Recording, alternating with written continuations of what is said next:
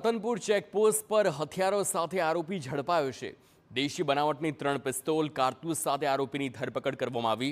ઉત્તર પ્રદેશના આરોપીએ મોટરસાઇકલના ખાનામાં સંતાડી હતી પિસ્તોલ।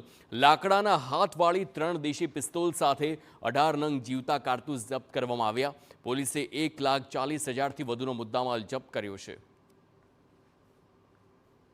રતનપુર ચેકપોસ્ટ પાસે આરોપીઓ લૂંટના ઈરાદેથી હથિયારો લઈને નીકળ્યા હોવાની પોલીસને શંકા હતી।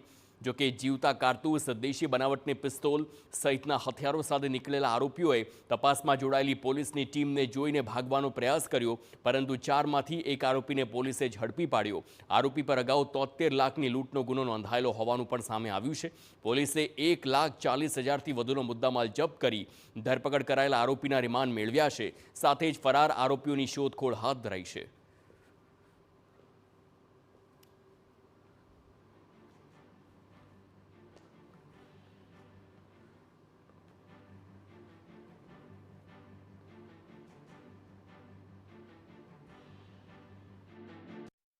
ચાર લોકો એક સાથે નીકળેલા અને એમની પાસેથી અમે 3 કટ્ટા દેશી ઇન્ડિયન મેડ ગન અને 18 જીવતા રાઉન્ડ કબજે કરેલા છે।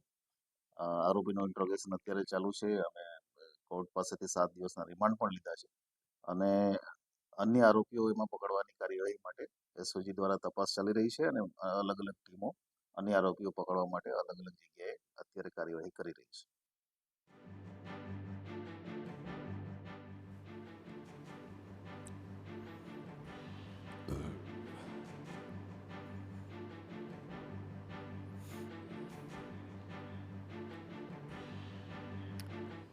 તો આ તરફ